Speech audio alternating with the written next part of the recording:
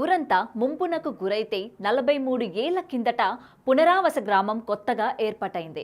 2500 మంది జనాభా ఉండే ఆ గ్రామం ఐకమత్యానికి ప్రతిరూపం. ఏ పండగైనా ఊరంతా కలిసే జరుపుకుంటారు. వినాయక చవితి వచ్చిందంటే చాలు 9 రోజులు ఊరంతా పండగ వాతావరణమే. గ్రామంలో ఒకే వినాయకుడి విగ్రహాన్ని ప్రతిష్ఠిస్తారు. ఊరంతా కలిసి పూజిస్తారు. అయితే వీళ్ళు ప్రతిష్ఠించే వినాయకుడికి గ్రామస్తుల ఐక్యత చూసి ముచ్చటేసిందో ఏమో. ఇక్కడ ఎవరైనా కోర్కెలు కోరి ముడుపు కడితే ఖచ్చితంగా తీరుస్తున్నాడు ఈ వినాయకుడు. ముఖ్యంగా సంతానం లేనివారు ముడుపు కడితే తప్పకుండా కడుపు పండిస్తున్నాడు. ఇంతటి విశిష్టత కలిగిన ఆ వినాయకుడు ఎక్కడో, ఆ గ్రామం ఏంటో ఇప్పుడు తెలుసుకుందాం.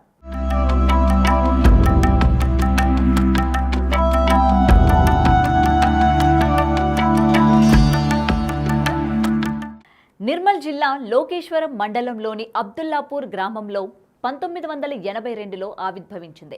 ఈ గ్రామం అంతకుముందు ముంపునకు గురైతే పునరావాసంగా ఏర్పడింది. ఈ గ్రామంలో దాదాపు 2500 మంది జనాభా ఉంటారు. వినాయక చవితి వచ్చిందంటే చాలు ఊరంతా ఒకే మాటపై నిలుస్తారు.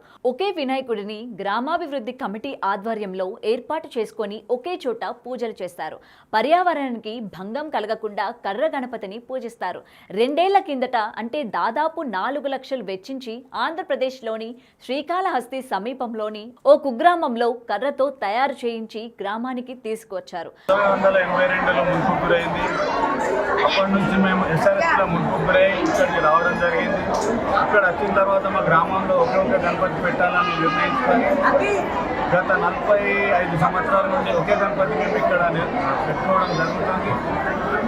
అందులో భాగంగా ఒక 20 సంవత్సరాల వరకు కొనిచ్చే వాళ్ళు ఉండడంతో మేము పోయిన సంవత్సరం ఒక నిర్ణయం తీసుకుని మా 20 మంది డబ్బులు ఎందుకు వేస్ట్ చేసి ఆ ట్రాన్స్ఫర్ ఆఫ్ ప్యారిస్ ఎందుకు వాడాలనుకొని మేము ఏమనుకున్నాం అంటే నిర్ణయించుకున్నాం గ్రామస్తులం అందరం. మనం ఇవన్నీ చేసే బదులు ఒక కర్ర వినాయకుడిని పెట్టుకుంటే బాగుంటుంది. అందులో భాగంగా 20 సంవత్సరాల పూర్త 20 వేలు జమ చేసుకొని ఈ గణపతిని చేసుకోవడం జరిగింది. 11 రోజుల పాటు ప్రత్యేక పూజలు, అన్నదానాలు ఏర్పాటు చేస్తూ పూజించారు.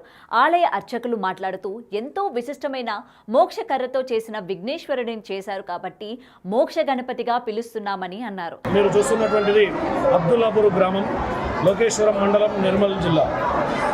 ఇక్కడ మేము 2 సంవత్సరాలుగా మోక్ష కర్ర గణపతిని ఇక్కడ నవరాత్రి ఉత్సవాల్లో భాగంగా స్థాపితం చేసుకోవడం జరుగుతుంది. దాంట్లో ప్రప్రథమంగా ముందుగా మోక్ష గణపతి అనడానికి కారణం ఏంటి అంటే మోదుగ చెట్టు అనేటువంటిది ఎప్పుడూ శ్రేష్టమైనటువంటిది. దానికి మోక్ష కర్ర అటువంటి నామం కూడా ఉంది. దాని కొరకు మోక్షకర్ర అనే చెప్పేసి మోక్షకర్ర గణపతిని, ఈ గణపతిని మేము 2 సంవత్సరాలుగా ఆంధ్రాలో చేయించుకొని ఇక్కడికి వచ్చి ఇక్కడ పూజలు చేసుకుంటున్నాము. ఇక్కడ ముడుపు కట్టి కోరికలు కోరుకుంటే నెరవేరుతాయని అంటున్నారు. సంతానం లేని వారికి సంతాన సాఫల్యం కలుగుతుందంటున్నారు. నిత్య పూజలు, అన్నదాన కార్యక్రమాలు కొనసాగుతున్నాయని పేర్కొన్నారు. కుల మతాలకు అతీతంగా గ్రామస్తులంతా కలిసి స్వామివారి సేవలో పాల్గొంటున్నామని అంటున్నారు. మోక్ష గణపతిని ప్రజలందరూ దర్శించుకోవాలని అంటున్నారు. 30 సంవత్సరాల నుంచి సంతానం లేని వాళ్ళు అట్లా 8 నుంచి 10 మందికి సంతానం కావడంతో ఈ సంవత్సరం మాకు భక్తులు అనేది పోయిన సంవత్సరం ఇప్పటికీ రెట్టింపోయారు. ఎందుకంటే పోయిన సంవత్సరం వాళ్ళకు సంతానం అవడం వల్ల, ముడుపులు కట్టడం వల్ల, కోరికలు తీరడం వలన ఈ సంవత్సరం మా వాళ్ళు అన్నదాత రూపంలో ముందుకు వచ్చి అన్నదానం చేయడం.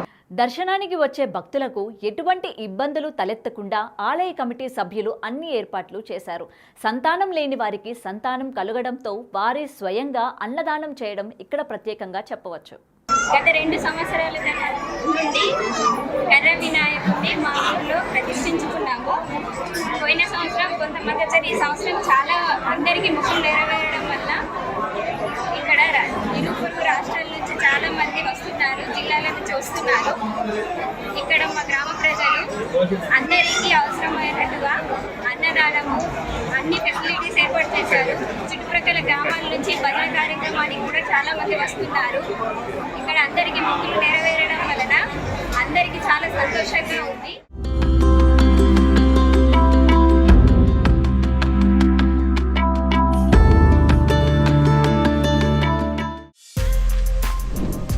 For more videos like this, subscribe Big TV channel.